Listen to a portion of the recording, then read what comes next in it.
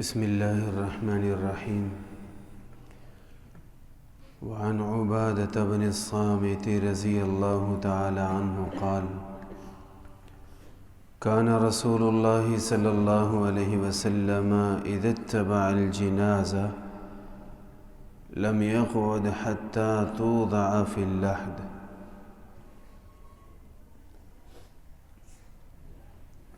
او كما قال علیہ الصلاۃ والسلام.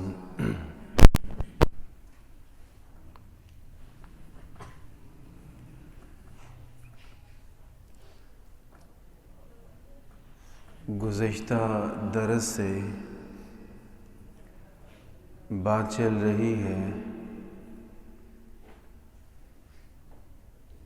جنازے اور میت وغیرہ کے احکام کے بیان میں.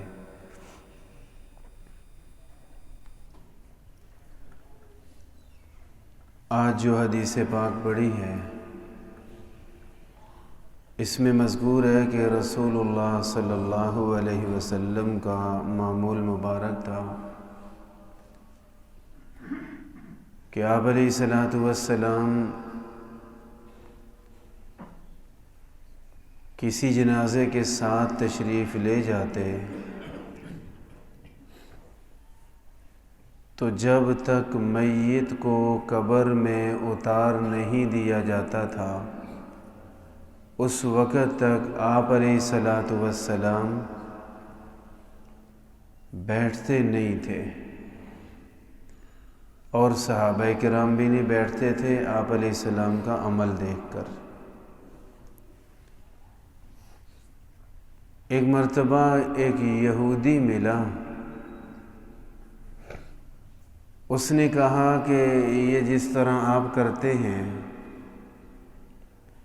کہ جب تک میت کو قبر میں اتارا نہیں جاتا آپ لوگ نیچے بیٹھنا جائز نہیں سمجھتے،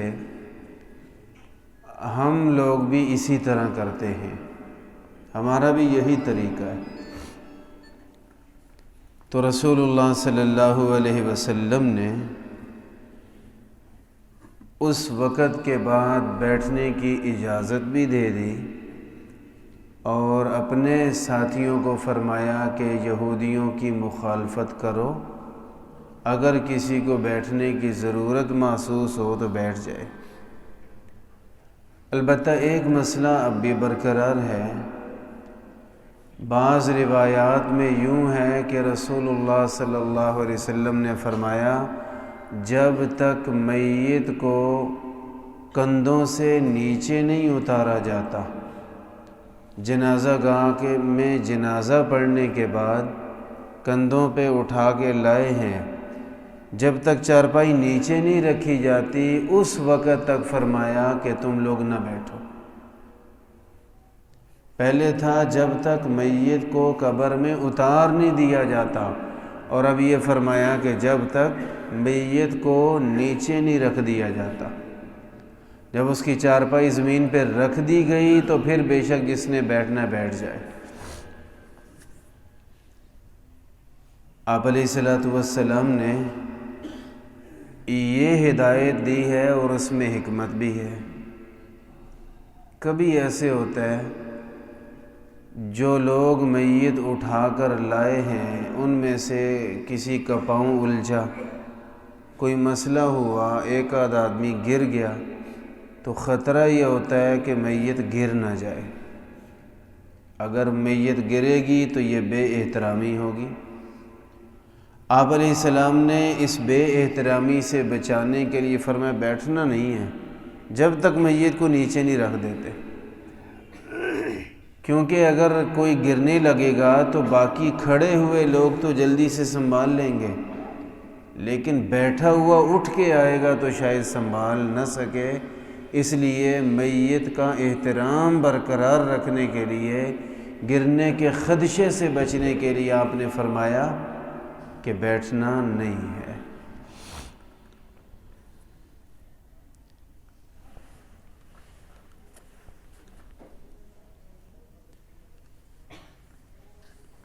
اگر کسی آدمی کی موت کا وقت قریب ہو اور موت کے آثار اس پر نظر آنے لگ جائیں تو کیا کیا جائے؟ حدیث پاک میں ہے لقنوا موتاکم بشہادت لا الہ الا اللہ. جو آدمی موت کے قریب ہے، موت کے لمحات شروع ہو گئے ہیں، تو اس کو لا الہ الا اللہ کی تلقین کرو. یعنی ایسے شخص کو لا الہ الا اللہ پڑھنے کے لیے یاد دہانی کراؤ. لیکن مرنے والے کو یہ کہنا منع ہے کہ تو کلمہ پڑھ، یہ کہنا منع ہے. کلمہ پڑھانا بھی ہے اور کہنا بھی نہیں کہ پڑھ، کیونکہ شریعت کا ایک مسئلہ ہے کہ جب کلمہ پڑھنے کا کہا جائے اور اگلا انکار کر دے تو وہ کافر ہو جاتا ہے. اگر ہم کسی میت کو جس پہ موت کی کیفیات طاری ہیں، اس سے بڑی اور اذیت کیا ہوگی جسمانی لحاظ سے؟ شدید اذیت میں، اور ہم کہہ رہے ہیں کلمہ پڑھ کلمہ پڑھ. وہ بیچارہ تکلیف کی شدت میں آ کے اگر کہہ دے نہیں میں پڑھتا، اس کا یہ کہہ دینا اس کو ایمان سے خارج کر دے گا اور وجہ ہم بن جائیں گے. ہماری وجہ سے ہوگا نا یہ، تو اس کا سبب ہم بنیں گے. تو لوگوں کو ایمان کی طرف لانا ہے، ایمان سے نکالنا نہیں ہے. آپ علیہ الصلوۃ والسلام نے یہ تو فرمایا، لیکن فرمایا تلقین کرو، اس کو پڑھاؤ کا نہیں فرمایا. تلقین کا مطلب کیا ہے؟ کوئی آدمی موت کے لمحات میں ہے تو اس آدمی کو یہ کہا جائے، اس کو کلمے کا کہا نہ جائے، اس کے پاس بیٹھ کے اپنے طور پہ کلمہ پڑھنا شروع کر دے. اپنے طور پہ اس کے پاس بیٹھ کے کلمہ پڑھنے لگ جائیں. اتنی اونچی آواز نہ ہو کہ اس کو ایک نئی تکلیف ہم پہنچا رہے ہیں، اتنی اونچی آواز، اور اتنی دھیمی آواز نہ ہو کہ وہ توجہ نہ کر سکے، کیونکہ بڑی تکلیف کا عالم ہوتا ہے.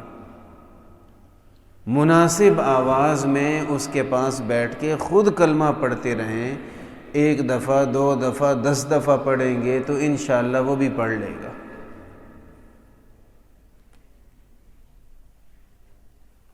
اور اگر کسی آدمی کے پاس ہم کلمہ پڑھتے رہے، ہم نے 20 دفعہ پڑھا اور اس نے کلمہ نہیں پڑھا، تو اس پہ تبصرے کرنا جائز نہیں ہے. وہ جی بڑا بدبخت تھا جی، 20 دفعہ تو پڑھا پھر بھی نہیں کلمہ نصیب ہوا. استغفر اللہ. ایسی بات کبھی بھی نہ کہی جائے، اس لیے کہ آپ الحمدللہ صحت میں، خیر خیریت میں آپ پڑھ سکتے ہیں، اور ہو سکتا ہے وہ آپ کے پڑھنے سے پہلے کا دل میں پڑھ رہا ہو، تکلیف کی وجہ سے زبان سے آواز نہیں نکل سکی. آپ سے پہلے کا کلمہ پڑھ رہا ہے، 100 دفعہ پڑھ کے دنیا سے گیا ہے، اور آپ تبصرے کیا کر رہے ہیں؟ بڑا بدبخت ہے جی، اتنی دفعہ کلمہ پڑھا نصیب ہی نہیں ہوا اس کو. تو ایسا تبصرہ بالکل نہ کرے. وہ اللہ جانتا ہے نا اس نے پڑھا ہے کہ نہیں پڑھا، اور وہ کس حال میں وہ بھی اللہ ہی جانتا ہے. ہم نہیں سمجھتے، ہمیں تب سمجھ آئے گی جب وہ حال شروع ہوگا. ایک صحت مند آدمی ایک موت کے لمحات والے آدمی سے مقابلہ کر رہا ہے، وہ چاہتا ہے جیسے میں پڑھ رہا ہوں ضرور اسی طرح پڑھے. ایسا نہیں، یہ ٹھیک نہیں ہے. اور کلمہ طیبہ یاد دلاتے رہیں، پڑھتے رہیں. جتنے لوگ بیٹھیں سارے کلمہ پڑھیں. ہمارے یہاں یہ ہوتا ہے کہ اگر کسی کے موت کے لمحات شروع ہوئے ہیں تو اس کے پاس اس کے بچوں کو لائیں گے. ہم اس کو بلا رہے ہیں تو وہ بیچارہ اپنی تکلیف میں نہیں بول رہا، تو لوگ بچوں کو لے آتے ہیں، جی یہ بچہ آپ کو بلا رہا ہے، ابو کو بلائیں. تو یہ بات بہت سخت غلط ہے. ہمارے ایک عزیز تھے، بڑے نیک اچھے آدمی تھے. چھوٹے چھوٹے بچے چھوڑ کے فوت ہوئے۔ جب ان کی موت کے لمحات شروع ہوئے تو گھر والوں سے کہا کہ سب بچوں کو ہٹا دو، میرے سامنے نہ لانا۔ ظاہر ہے مجھے شدید دکھ ہوگا اور یہ لمحہ بڑا حساس ہوتا ہے، لہٰذا بچوں کو میرے سامنے نہ لائیں اور میرے پاس بیٹھ کے کلمہ پڑھیں۔ اور ماشاءاللہ کلمہ پڑھتے ہوئے ہی چلے گئے۔ موت تو آ گئی تھی، کلمہ نہ پڑھتے اور بچوں کے غم میں روتے روتے روتے بے صبری کر کے دنیا سے چلے جاتے، کتنے بڑے مجرم ہوتے۔ یہ عقل سے کام اوپر والوں کو لینا چاہیے، لیکن ماشاءاللہ اس نے خود ایسا کیا۔ تو لہٰذا ہمیں چاہیے کہ کسی کے ایسے لمحات ہوں تو دنیا کی رشتے اور ان چیزوں کی طرف نہ توجہ دلائیں، اس کو حوصلہ دیں۔ اللہ کا امر ہے بھئی آپ جا رہے ہیں، ہم بھی آنے والے ہیں، سب وہیں جا رہے ہیں، اللہ کے پاس جا رہے ہیں، اللہ بڑا مہربان ہے، آپ بڑے مہربان رب کے پاس جا رہے ہیں، کلمہ پڑھیں۔ لوگ ایک دوسرے سے کہیں کلمہ پڑھنے کا، اس کو نہ کہا جائے کہ تو کلمہ پڑھ۔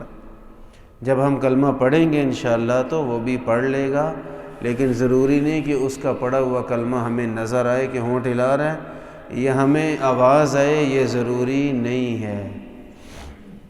اللہ تعالیٰ دل کی بھی تو سنتا ہے نا، صرف زبان کی تو نہیں سنتے اللہ تعالیٰ، اللہ پاک دل کی بھی سنتے۔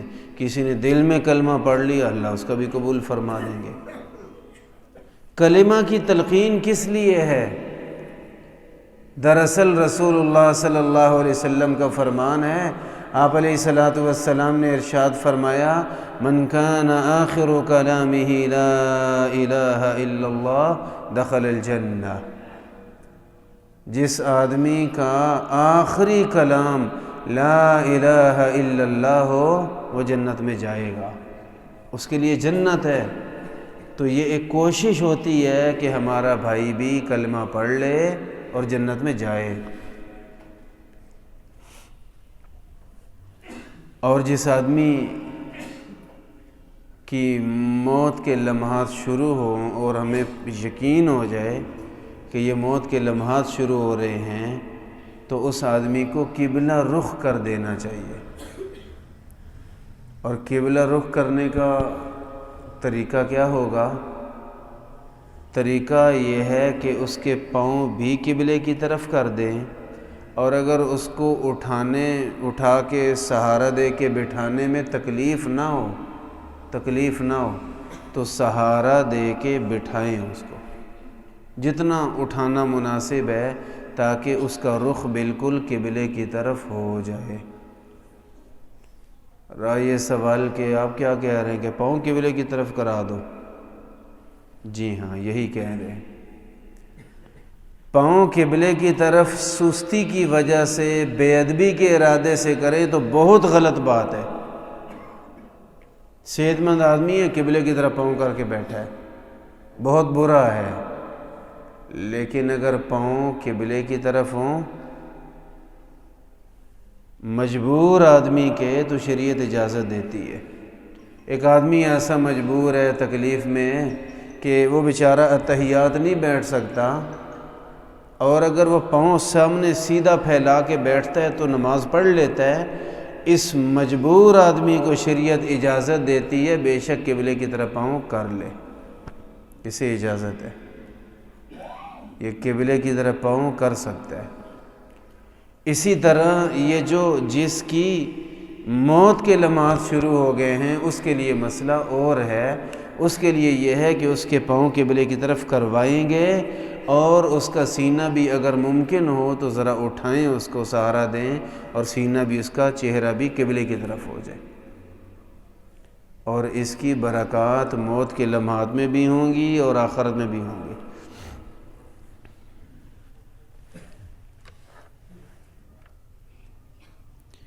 اس سے ایک مسئلہ یاد آیا، ہمارے ہاں مشہور یہ ہے کہ اگر جنازہ لے کے جا رہے ہیں اور میت کا رخ موڑنا پڑ رہا ہے، راستہ مڑ رہا ہے، جیسے سکول کے پاس سے ہمارا مڑتا ہے، تو لوگ کہتے ہیں پاؤں آگے کر لیں تاکہ قبلے کی طرف نہ ہوں۔ یہ قبلے کے مسائل جو ہیں میت کے لیے اور ہیں، زندوں کے لیے اور ہیں۔ لہٰذا شریعت سے پوچھا جائے گا کہ کیا طریقہ ہے، اور شریعت نے بتایا کہ ہر صورت میں میت کا سر آگے رہے، چاہے پاؤں قبلے کی طرف ہوتے ہیں، میت کے پاؤں ہو جائیں۔ ہم نے اپنی مرضی کو دین نہیں سمجھنا، بلکہ دین وہ ہے جو شریعت کہہ دے وہی دین ہے۔ لہٰذا قبلے کی طرف میت کے پاؤں ہوتے ہو جائیں، لیکن میت کا سر آگے رکھا جائے۔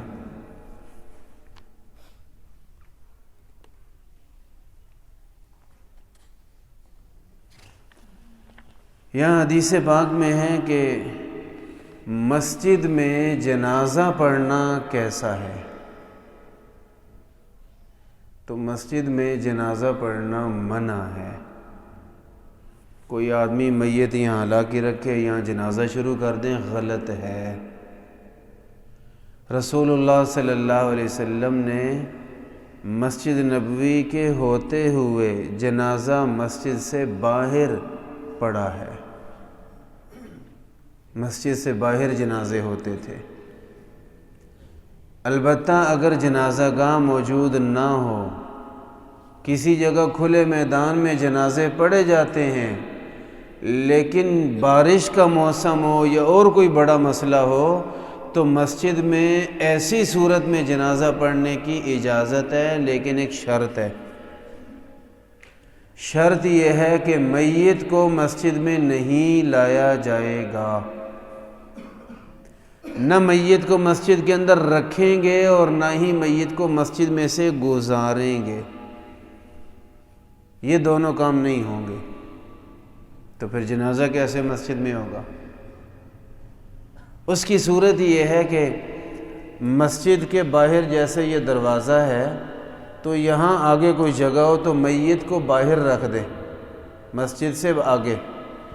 امام صاحب بھی باہر کھڑے ہو جائیں میت کے پاس، اور کم از کم ایک چھوٹی سی صف، کوئی 2 4 5 نمازی بھی باہر کھڑے ہو جائیں، اور پچھلے سارے نمازی جو ہیں وہ بے شک مسجد میں ہوں، اس کی گنجائش ہے۔ مسجد نبوی میں بھی یوں ہی جنازے پڑھے جاتے ہیں، میت کو مسجد کی حدود میں نہیں لایا جاتا، بلکہ جنوب کی طرف سے دروازہ ہے، وہاں سے میت داخل کرتے ہیں، اور پہلی صف سے محراب سے آگے ایک لمبا عمارت بنی ہوئی ہے جو دیکھنے میں مسجد کا حصہ ہی لگتی ہے۔ وہاں ائمہ کرام کے بیٹھنے کی جگہ اور انتظامی اور سیکورٹی کی چیزیں بھی ہیں، اور انہی میں سے ایک جگہ بنی ہے، وہاں میت کو رکھا جاتا ہے۔ امام صاحب اپنے فرض پڑھا کے مسجد کی حدود سے باہر آتے ہیں، میت کے ورثاء بھی عام طور پہ اندر چلے جاتے ہیں، کچھ نہ کچھ، ایک آدھ صف اندر ہوتی ہے، باقی سارے مسجد نبوی میں نمازی کھڑے ہوتے ہیں۔ تو جنازے کو مسجد میں نہیں لایا جاتا، باہر سے لاتے ہیں، باہر سے جنت البقیع میں پہنچا دیتے ہیں۔ تو جنازے کو مسجد کے اندر لانا یہ ٹھیک نہیں ہے۔ مسجد سے گزارنا یا مسجد میں لا کے رکھ دینا اس سے روکا گیا ہے، اور مجبوری کی وجہ سے جنازہ پڑھا جاتا تھا، وہ اس طریقے سے پڑھا جاتا تھا۔ اب بھی بعض مساجد میں ہے ایسا انتظام۔ یہ گرین ہومز والی مسجد میں بھی محراب کے ساتھ ایک کمرہ بنایا گیا، اس کا دروازہ باہر والے گیٹ کی طرف رکھا ہوا ہے کہ اگر وہاں سے میت لا کے جنازہ مسجد میں پڑھنا پڑے تو وہ میت اور امام صاحب مسجد سے باہر رہ کے پڑھا دیں گے۔ شہر سرگودا میں کوٹ فرید عثمانیہ مسجد میں بھی اسی طرح کا نظام ہے۔ تو اس طرح کی ترتیب بنائی جا سکتی ہے، لیکن مسجد کے اندر میت کو لا کے رکھنا جائز نہیں ہے۔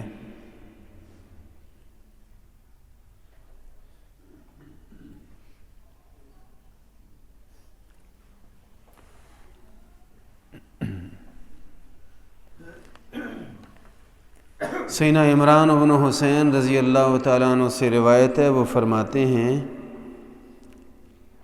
کہ رسول اللہ صلی اللہ علیہ وسلم نے ہمیں فرمایا ان اخاکم النجاشی قد مات فقوموا فصلوا علیہ۔ آپ علیہ الصلوۃ والسلام نے فرمایا تمہارا بھائی نجاشی فوت ہو گیا ہے، اٹھو جنازہ پڑھتے ہیں۔ یہ ایک اہم مسئلہ ہے۔ مسئلہ یہ ہے کہ آپ علیہ الصلوۃ والسلام نے نجاشی کا جنازہ پڑھایا۔ یہ نجاشی کون ہے؟ حبشہ کے بادشاہ۔ آپ علیہ السلام مکہ میں تھے ہجرت سے پہلے، اسی بادشاہ کے پاس آپ نے اپنے ساتھیوں کو ہجرت کر کے جانے کا حکم دیا تھا۔ وہ سیدنا حضرت جعفر طیار کو بلوایا گیا 2 دفعہ اور ان کے ساتھیوں کو اسی بادشاہ کے سامنے وہ پیش ہوئے تھے۔ اور نجاشی حبشہ کے ہر بادشاہ کو کہتے ہیں، نام نہیں ہے نجاشی۔ نجاشی حبشہ کے ہر بادشاہ کو کہتے ہیں۔ آپ علیہ الصلوۃ والسلام نے جب صحابہ کرام کو ہجرت حبشہ کے لیے بھیجا تھا، وہاں 2 ملاقاتیں ہوئیں اسی بادشاہ کے ساتھ، اور حضرت جعفر طیار رضی اللہ تعالیٰ عنہ نے سورہ مریم کی آیات مبارکہ پڑھ کے سنائی تو بادشاہ مسلمان ہو گیا۔ البتہ اس نے اپنے ایمان کو مخفی رکھا اور خفیہ پیغام نبی علیہ السلام کے پاس بھیجا، کچھ ہدیہ تحفے بھی بھیجے تھے۔ تو وہ بادشاہ جو تھے نجاشی مسلمان ہو گئے تھے۔ میں نے کہا حبشہ کے ہر بادشاہ کو نجاشی کہتے ہیں، جو بھی بادشاہ ہوتا تھا۔ ان کا نام نجاشی نہیں، اسہمہ نام تھا، اسہمہ۔ تو اسہمہ نجاشی فوت ہوئے حبشہ میں، اور نبی علیہ السلام کو اطلاع ملی مدینہ میں، تو وہ تو بر اعظم ہی دوسرا ہے جہاں وہ فوت ہوئے۔ وہ تو بر اعظم افریقہ میں فوت ہوئے اسہمہ نجاشی، اور نبی علیہ الصلوۃ والسلام اس بر اعظم ایشیا میں تھے۔ تو اتنی دور وفات ہوئی، آپ علیہ الصلوۃ والسلام نے فرمایا اٹھو اور اپنے بھائی کا جنازہ پڑھو۔ یہ جنازہ دیکھنے میں غائبانہ لگ رہا ہے، لیکن اصل میں غائبانہ ہے نہیں۔ نبی کریم صلی اللہ علیہ وسلم نے فرمایا کہ جبریل نے ابھی مجھے بتایا ہے کہ اسہمہ فوت ہو گئے ہیں، تو ان کا جنازہ پڑھنا ہے۔ صحابہ کرام نے کہا جی بالکل، فرمایا صفیں بناؤ۔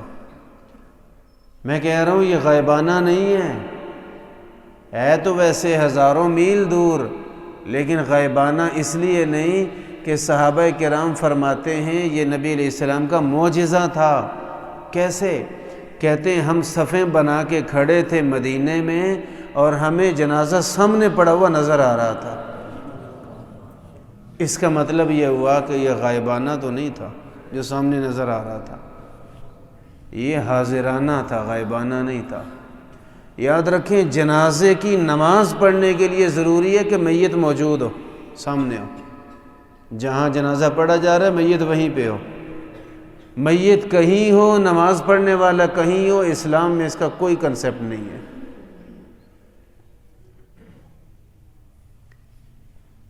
آپ علیہ الصلوۃ والسلام کا معجزہ تھا۔ کیوں؟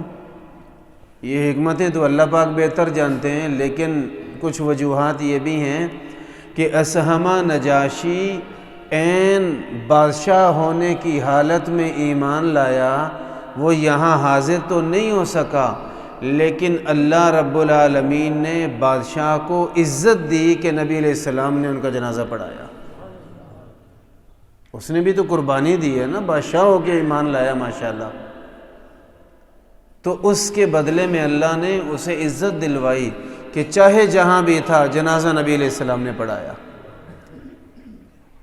اور ایک وجہ یہ بھی تھی کہ جہاں وہ تھا وہاں جنازہ ہوا بھی نہیں،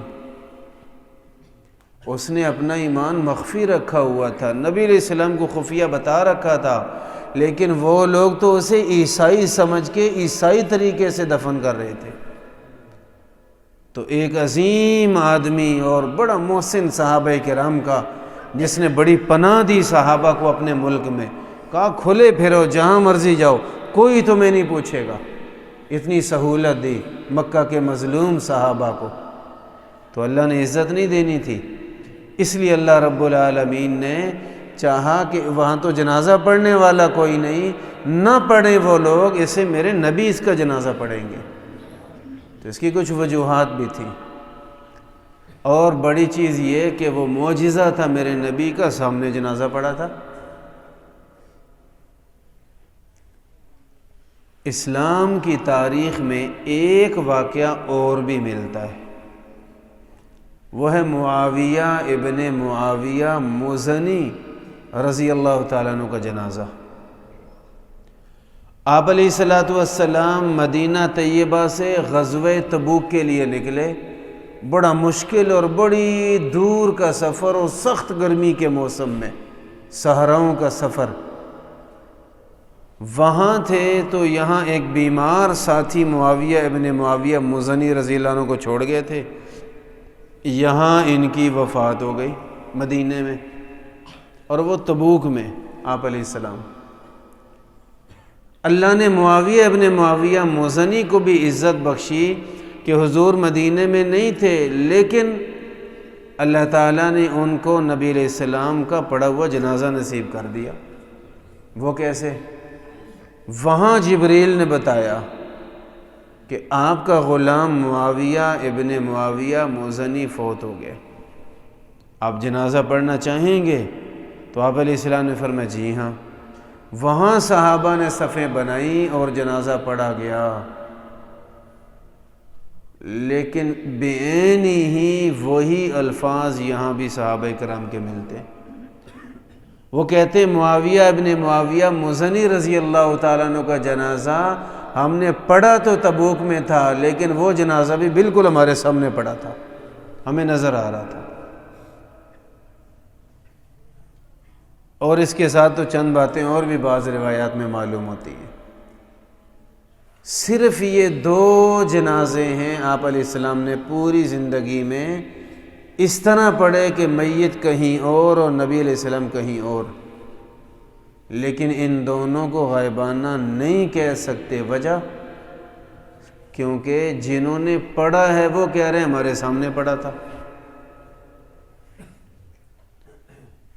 اور اگر غائبانہ نماز جنازہ صحیح ہوتا تو پھر نبی علیہ الصلوۃ والسلام ان تمام صحابہ کا جنازہ پڑھتے جو صحابہ مدینے سے دور وفات پا گئے یا شہید ہو گئے۔ آپ علیہ الصلوۃ والسلام نے 10 صحابہ کرام کو ایک مشن پہ بھیجا، بخاری اور مسلم شریف کی حدیث ہے۔ ان کا امیر بنایا عاصم بن ثابت انصاری رضی اللہ تعالیٰ عنہ کو، ایک خفیہ مشن پہ بھیجا تھا، راستے میں وہ دشمن کے گھیرے میں آ گئے۔ ایک لمبا واقعہ، میں اس کی تفصیل میں نہیں جا رہا۔ جب دشمن نے پہچان لیا کہ یہ ہمارا دشمن اور شکار اکیلا مل گیا ہمیں، انہوں نے گھیرا ڈال لیا۔ یہ حضرات ایک وادی میں اتر گئے، دشمنوں نے تیر اندازوں نے نشانے لے لیے، پوزیشنیں سنبھال لیں، اور کہا کہ آپ گرفتاری دے دیں نہیں تو آپ کو چھوڑیں گے نہیں۔ صحابہ کرام نے مشورہ کیا، جو امیر تھے عاصم بن ثابت انصاری رضی اللہ تعالیٰ عنہ، انہوں نے فرمایا میں امیر ہونے کی حیثیت سے تمہیں اختیار دیتا ہوں، اگر کوئی سمجھتا ہے کہ گرفتاری دینا بہتر ہے دے دے، اگر کوئی سمجھتا ہے مقابلہ کرنا بہتر ہے شہادت تک تو وہ مقابلہ کر لے، سب کو اختیار ہے، اور میں مقابلہ کروں گا، میں اپنے آپ کو مشرکوں کے حوالے نہیں کر سکتا۔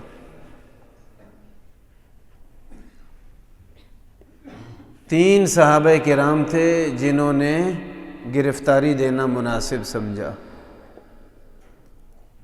ان میں ایک حضرت خبیب رضی اللہ تعالیٰ عنہ تھے. حضرت خبیب رضی اللہ تعالیٰ عنہ، ایک زید بن دسنہ رضی اللہ تعالیٰ عنہ، اور ایک اور صحابی تھے. بخاری شریف کی روایت جن صحابی سے مروی ہے وہ کہتے ہیں مجھے نام یاد نہیں. ایک اور صحابی بھی تھے. انہوں نے گرفتاری دے دی اس وعدے پہ کہ آپ ہمیں قتل نہیں کریں گے. تو تین کو، ایک تو گرفتاری دینے والے صحابی نے بھی یہی جان دے دی اور ساتھ جانا بعد میں گوارا نہیں کیا، اور دو گرفتار کر کے لے جائے گئے اور ان کو مکہ میں جا کے شہید کیا گیا. جو وعدہ مشرکوں نے کیا تھا وہ توڑ دیا. حضرت عاصم بن ثابت انصاری رضی اللہ عنہ یہی فرما رہے تھے مجھے مشرک پہ اعتبار نہیں، انہوں نے بعد میں بھی قتل کرنا ہے، یہی کر لیں جو کرنا ہے، ہم مقابلہ تو کریں گے نا کم از کم.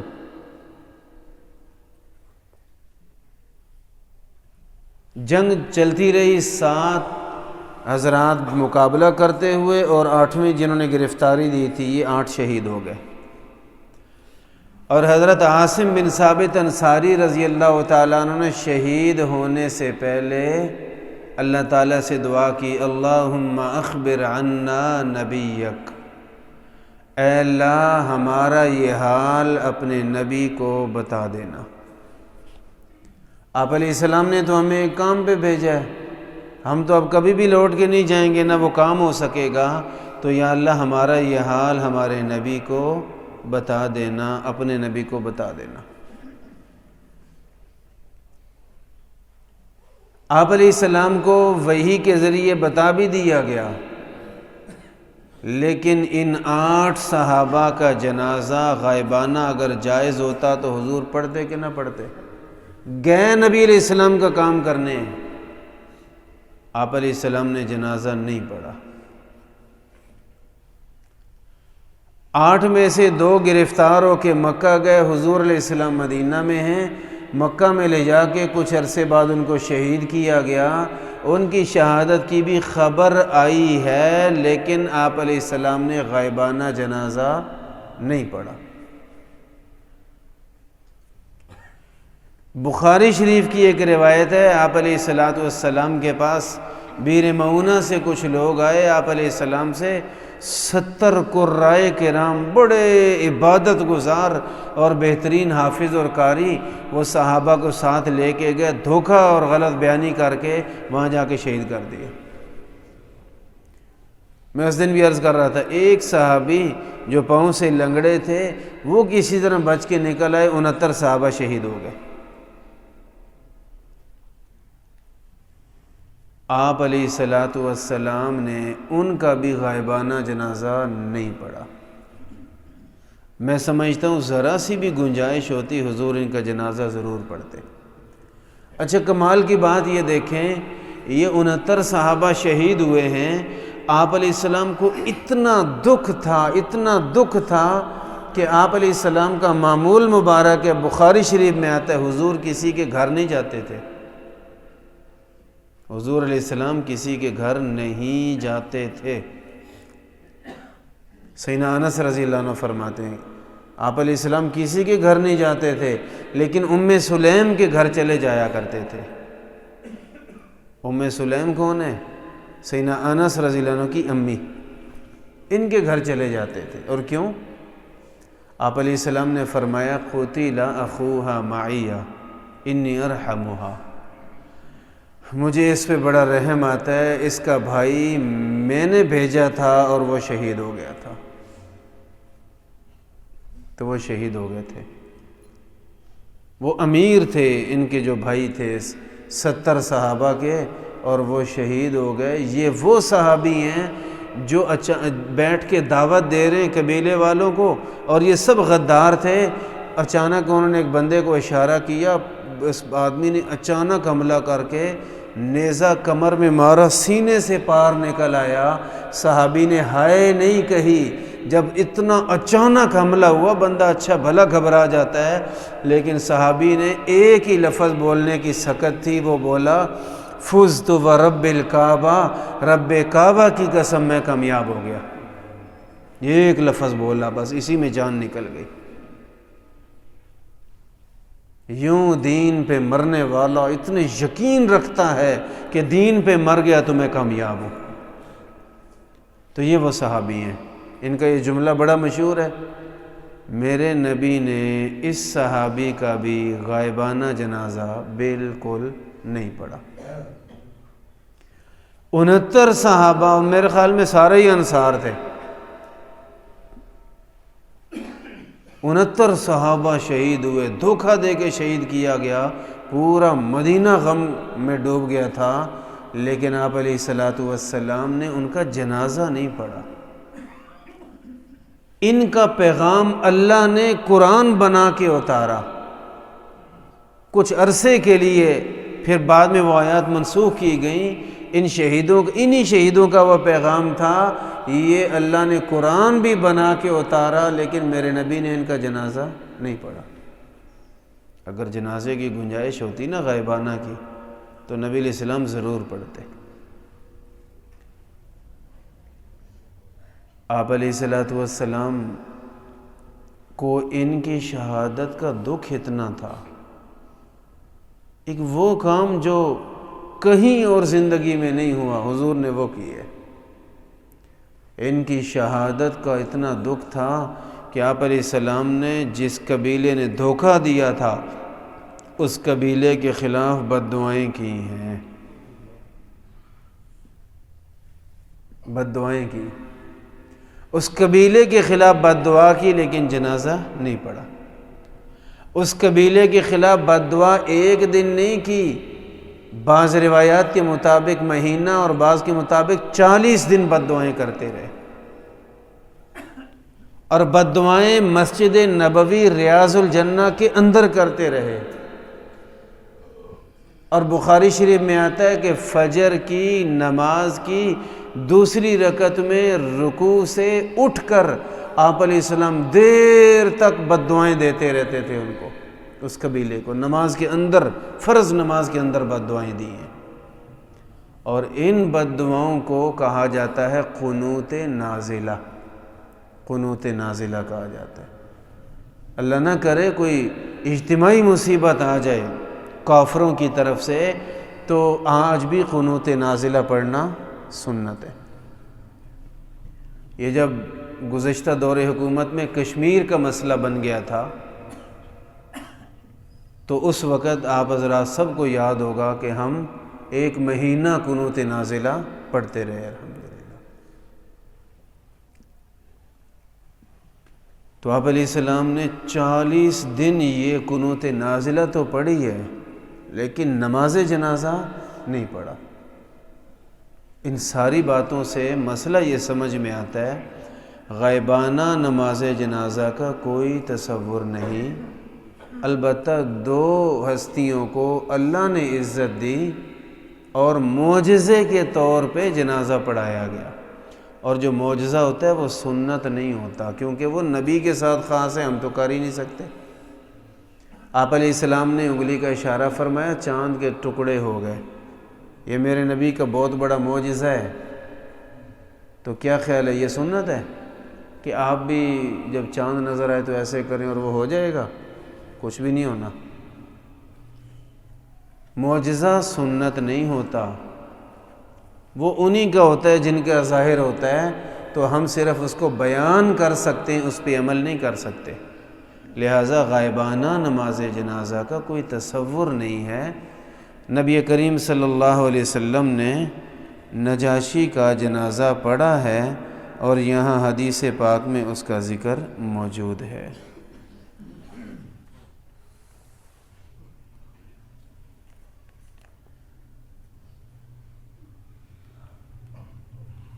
سیدنا ابو ہریرہ رضی اللہ تعالیٰ عنہ فرماتے ہیں کہ جنازہ پڑھنا، مسلمان کا جنازہ پڑھنا، یہ بہت بڑی نیکی ہے۔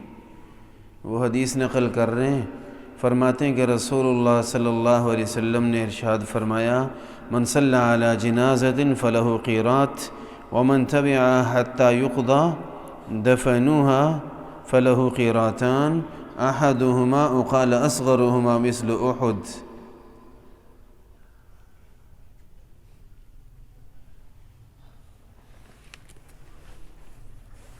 آپ علیہ الصلوۃ والسلام نے مسلمان کا جنازہ پڑھنے کی فضیلت بیان فرمائی۔ کسی بھی مسلمان کا جنازہ پڑھ سکتے ہو تو پڑھیں، لیکن اگر وہ مسلمان ہے تب۔ آپ علیہ الصلوۃ والسلام نے مسلمان کے جنازے کی فضیلت یہ بیان فرمائی جو مسلمان کا جنازہ پڑھے اسے 1 قیرات اجر ملے گا۔ کتنا؟ 1 قیرات اجر۔ اور جو کسی مسلمان کے جنازے کے بعد واپس نہ آ جائے، دفن میں بھی شریک ہو، اسے 2 قیرات اجر ملے گا۔ یہ اب قیرات کیا ہوتا ہے؟ قیرات کا لفظ ویسے تو کیرٹ کے لیے بولتے ہیں جو سونے میں ہوتا ہے نا، ایک پیمانہ ہے، لیکن آپ علیہ السلام نے اس کی وضاحت اس لیے فرمائی کہ یہ دنیا کا قیرات تو ہے نہیں، اجر تو آخرت میں ملنا ہے۔ آخرت کا قیرات کتنا ہوگا؟ اللہ اکبر۔ آپ علیہ الصلوۃ والسلام نے فرمایا 1 قیرات جنازہ پڑھنے پہ، 1 قیرات دفن میں شرکت پہ، اور فرمایا 1 قیرات کا اجر احد پہاڑ جتنا ہے۔ احد پہاڑ جتنا۔ احد پہاڑ بہت بڑا پہاڑ ہے ماشاءاللہ۔ ایک مدینہ میں رہتے ہیں قاری صاحب، ان کے ساتھ زیارات کے لیے نکلے تو وہ بتا رہے تھے کہ اگر گاڑی پر احد پہاڑ کے آس پاس چکر لگایا جائے تو تقریباً یہ 40 کلومیٹر پر پھیلا ہوا پہاڑ ہے۔ 40 کلومیٹر، میرے خیال سے خوشاب یہاں سے 37 کلومیٹر دور ہے، یہاں سے خوشاب تک اتنا، اور اونچا تو ماشاءاللہ بہت اونچا پہاڑ ہے۔ تو اتنا بڑا اجر ملے گا ایک مسلمان کا جنازہ پڑھنے پہ، اور اتنا ہی اجر مل جائے گا دفن میں شرکت پہ۔ مسلمان کا جنازہ پڑھنے میں ہمارے ہاں کچھ کوتاہیاں ہیں۔ ایک تو یہ کہ مین نیت بعض لوگوں کی ہوتی ہے، بڑی نیت بعض لوگوں کی ہوتی ہے حاضری لگوانے کی۔ وہ اس کے عزیز فوت ہوئے ہیں نا، تو چلو یار میں جاؤں گا تو وہ دیکھ کے راضی ہو جائے گا، ٹھیک ہے یار یہ بھی آیا تھا ماشاءاللہ۔ تو بھئی جو حاضری لگوانے آیا ہے اس کی نماز ہوگی ہی نہیں، کیونکہ وہ اللہ کے لیے نہیں آیا، دکھلاوے کے لیے۔ کوئی نماز یہاں بھی اس لیے پڑھنے آیا کہ وہ مجھے دیکھے گا، تو یہ تو شرک کرنے آیا، نماز تو نہیں پڑھنے آیا۔ عبادت تو وہ ہے جو آپ اللہ کے لیے کر رہے ہیں، لہٰذا بہت بڑی کمائی ہے، اور اس کے لیے شرط یہ ہے کہ اللہ کی رضا کے لیے۔ تو جب بھی جنازہ پڑھنے جائیں اللہ کی رضا کے لیے، حاضری تو لگ ہی جانی ہے، وہ تو لگ ہی جائے گی حاضری۔ دوسری بات، چونکہ کئی لوگ جاتے حاضری لگوانے، لہٰذا وضو نہ بھی ہو تو جا کے شام، وارث کو کون سا پتا کہ میں نے وضو کیا تھا کہ نہیں۔ جب اللہ کے ہاں حاضری لگوانے جائیں گے تو ضرور وضو کریں گے انشاءاللہ۔ تو اللہ کی رضا کے لیے جانا ہے۔ نماز جنازہ پہ اتنا بڑا اجر ملتا ہے، اور دفن میں شرکت کرنے جائیں تو اتنا اور بھی ساتھ مل جاتا ہے۔ یہ ایک فضیلت یہاں بیان کی گئی ہے، نماز جنازہ پڑھنے کی اور بھی بہت ساری فضیلتیں ہیں۔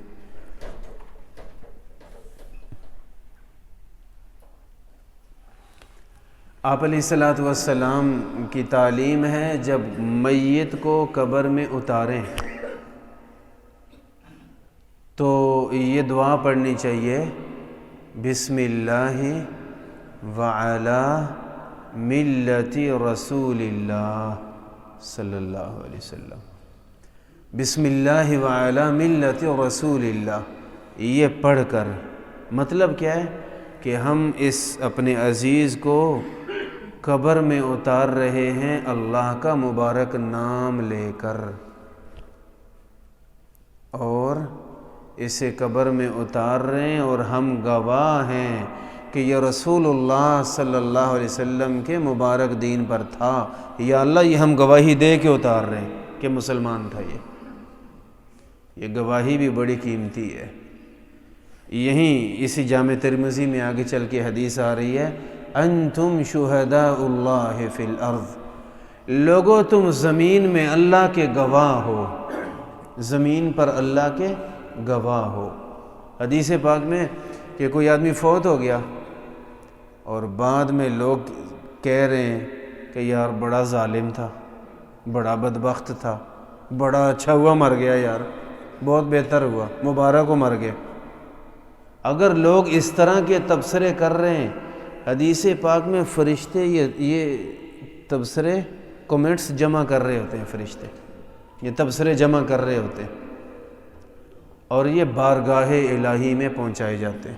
آپ کی مخلوق تو تنگ تھی اس سے۔ اور میت کے ساتھ جو معاملہ اللہ پاک نے کرنا ہے اس میں اس کو بھی دیکھا جاتا ہے ساتھ۔ اگر لوگ اس کے بارے میں برا تبصرہ کر رہے ہیں، اتنا برا تھا، وہ برائی کرتا تھا، وہ تھا، اگر لوگوں کی زبان پہ برائی ہے تو اللہ اس حساب سے سزا دیں گے اس کو کہ تو کیسا اثر چھوڑ کے آیا پیچھے۔ اور فرمایا کہ اگر لوگ الثناء الحسن، لوگ اس کا اچھا ذکر کریں، یار بہت اچھا آدمی تھا، ماشاءاللہ نمازی تھا، پہلی صف میں نماز پڑھنے کی کوشش کرتا تھا، کبھی کسی سے جھگڑا نہیں کیا، کوئی زیادتی کر بھی لیتا تو اس کو معاف کر دیتا تھا، بہت اچھا آدمی تھا یار۔ تو جس کے بارے میں اس طرح کے تبصرے ہوتے ہیں، یہ کومنٹس بھی وہاں پہ جمع ہوتے ہیں اور ان کے مطابق عمل درآمد کیا جاتا ہے۔ اللہ پاک خود بھی کرتے ہیں اور بہت ساری چیزوں کو دیکھا جاتا ہے، لیکن اس کو بھی دیکھا جاتا ہے، اس کو بھی دیکھا جاتا ہے۔ لہذا ایک تو نبی علیہ السلام نے فرمایا کہ کوئی مر جائے چاہے اس کی برائیاں ہوں، برائی کا ذکر نہ کرو، آپ کی رحمت ہے کہ آپ نے منع فرمایا۔ برے آدمی کے مرنے کے بعد اس کی برائی کا ذکر نہ کرو، اس میں کوئی اچھائی بھی تو ہوگی، کوئی تو ہوگی نا اچھائی۔ جب کوئی مر جائے تو اس کی اچھائی کا ذکر کرو۔ اخلاق بھی یہی کہتے ہیں، شریعت بھی یہی سکھا رہی ہے۔ نبی کریم صلی اللہ علیہ وسلم نے ایک حدیث میں فرمایا کہ اگر کسی کے بارے میں تبصرے کچھ حد سے بڑھ کے کیے جا رہے ہوں تو اس کا بھی اثر ہوتا ہے۔ حد سے بڑھ کے کیسے؟ عربوں میں رواج تھا، وہ میں اس دن عرض کر رہا تھا، غالباً کل عرض کر رہا تھا کہ نوحے کرتے تھے، اور اس میں پھر ایک عام آدمی کو اتنی بڑی شے بنا کے رویا پیٹا جاتا تھا کہ بس دنیا میں ایک یہی تو تھا، اتنا بنا دیا جاتا تھا، بس خواہ مخواہ دوسروں کو نیچا دکھانے کے لیے، اپنے فیملی کو اونچا کرنے کے لیے، کہ بس اتنا بہادر تھا، اتنا سخی تھا، اتنا جنگجو تھا، اتنا کچھ تھا، جو نہیں بھی تھا وہ بھی کہہ دیا کہ اتنا تھا۔ اگر کسی میت کو معلوم ہو کہ میرے مرنے کے بعد یہ کچھ ہوگا، اس کے ذمے ہے لوگوں کو روکو، او بھائی میں جتنی شے ہوں نا اتنی رہنے دینا، بڑھا نہ لینا مجھے۔ اگر تو روک لیا تو بچ گیا، اگر پتہ ہے کہ لوگ مجھے حد سے بڑھائیں گے اور روکا نہیں، تو جب لوگ حد سے بڑھائیں گے تو کیا ہوگا؟ حدیث پاک میں آتا ہے کہ جب پچھلے کہتے ہیں نا واہ جبلا، ہائے پہاڑ، ہائے شیر تھا، سمندر تھا سخاوت کا، بڑی سخاوت کرتا تھا، تیرے جیسا تو دنیا میں آئے کوئی نہیں، اس طرح کی باتیں کرتا ہے، تو چونکہ اسے پتہ تھا کہ یہ غلط بیانی، جھوٹ بولا جائے گا، اور منع نہیں کیا، راضی تھا، تو فرشتے حدیث پاک میں آتے مکے مارتے ہیں اس کے سینے میں کہ ایسے ہی تھا تو، یہ جیسے کہہ رہے ہیں ایسے تھا، چونکہ یہ بھی شریک جرم ہے، لہٰذا اسے بھی سزا ہوگی، اور یہ جو پیچھے کہہ رہے اس کی بھی خیر نہیں ہے۔ جو جتنا ہے نا اسی حد میں رہنے دے، کسی کو خواہ مخواہ بڑھانے کی کوئی ضرورت نہیں، نہ گرانے کی ضرورت، نہ بڑھانے کی ضرورت۔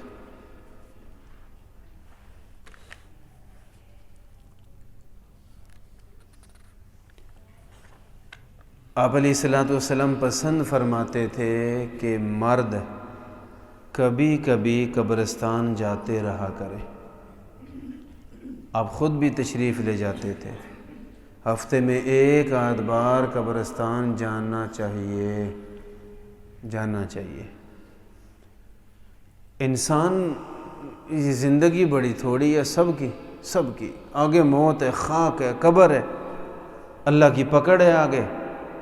تو اس زندگی میں بڑے دھوکے ہوتے ہیں، بہت دھوکے، اور کچھ خواہشیں انسان کو جینے نہیں دے رہی ہوتی، وہی خواہشیں دین کی طرف بھی نہیں آنے دیتی، وہی خواہشیں حرام کی طرف بھی لے جاتی ہیں۔ اور ان خواہشات سے جان کیسے چھڑوائیں؟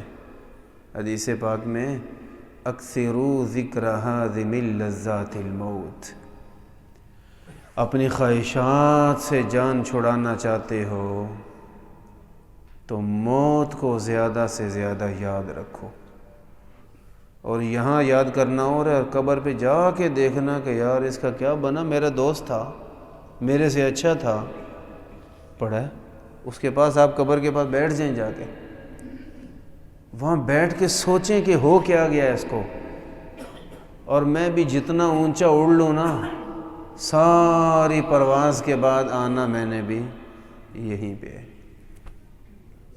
اور اس قبر والے کو آج کام کیا چیز آ رہی ہے؟ تو کیا کام آ رہا ہے؟ ایمان اور اعمال۔ اس کو وہ دنیا کے خوبصورت کپڑے پہننا، وہ بڑی اچھی چیزیں، سواریاں رکھنا، اچھے والا موبائل رکھنا، وہ بال بنا کے پھرنا اور وہ سارا کچھ کرنا، وہ کام آ رہا ہے؟ وہ تو سب مٹی ہو گیا۔ اب پچھلے گھر والے بھی بھول گئے ہیں اس کو، وہ اس کے لیے رونا اور اس کے لیے تڑپنا اور مرنا تو بعد کی بات ہے۔ اب یہ سال ثواب کی بھی توفیق کوئی نہیں پچھلوں کو، بیٹھے بیٹھے گرم بستر میں بیٹھ کے 3 دفعہ قل ہو اللہ پڑھ کے بخش دیں، اتنی بھی توفیق کوئی نہیں۔ یہ تو اس کی حیثیت ہے۔ بندہ سمجھتا ہے میں مر جاؤں گا، میرے بچوں کو کیا بنے گا بیچاروں کا۔ ان بیچاروں نے جناب کو یاد بھی کوئی نہیں کرنا بعد میں۔ سب کا ایک اللہ ہے، بس ایک اللہ ہی ہے سب کا۔ اپنے اللہ سے پہلے تعلق سیدھا کریں، باقی ساری باتیں بعد میں۔ تو قبرستان میں جانا چاہیے، معمول بنانا چاہیے۔ فلاں دن میں فارغ ہوتا ہوں، فلاں ٹائم انشاءاللہ میں قبرستان ضرور جایا کروں گا، ہفتے میں ایک چکر ضرور وہاں جا کے بیٹھ جائے۔ ایک تو اپنے مرحوم یاد آئیں گے، اپنی والدہ ہیں، اپنے بھائی ہیں، کوئی بھی ہیں، یار وہ میرے چاچو کی وہ قبر ہے، وہ بھی فوت ہو گئے تھے، وہ بھی نہیں یاد۔ تو جب آپ جائیں گے تو انشاءاللہ وہ یاد بھی آئیں گے، اور ضرور ان کو ہدیہ تحفہ آپ دے کے آئیں گے انشاءاللہ۔ کوئی دعا دے دیں گے، کچھ پڑھ کے بخش دیں گے، اور پھر واپس آ کے بھی یاد رہا کرے گا پورا ہفتہ، کیونکہ آنا جانا بن گیا، تعلق آنے جانے سے ہی ہوتا ہے۔ تو وہاں آنا جانا رکھیں، بہت سارے نشے اتر جائیں گے، بہت سارے شوق پگھل جائیں گے، بہت سارے جذبات اڑ جائیں گے، ہوش ٹھکانے آ جائے گی، اور دنیا میں جینے کا سلیقہ آ جائے گا۔ اب اللہ کی بات بھی سمجھ میں آئے گی، اذان دل کو کھینچے گی بھی صحیح، اور آخرت کی تیاری بھی ہو جائے گی، اور دنیا میں خوبصورت زندگی اسی کی ہوتی ہے جو دین والا ہوتا ہے۔ تو دین والی زندگی مل جائے گی انشاءاللہ۔ اگر ہم دین پہ آئیں گے نا تو ہمارے دوست، ہمارے گھر والے، سب کو ہمارے شر سے پناہ مل جائے گی، ہمارے شر سے پناہ مل جائے گی۔ ہماری کس عادت سے کون آدمی کتنا تنگ ہے ہمیں کیا پتہ۔ تو جب دین کی طرف آئیں گے نا انشاءاللہ زندگی خوبصورت ہو جائے گی۔ اللہ تعالی ہم سب کو اس کی توفیق عطا فرمائے۔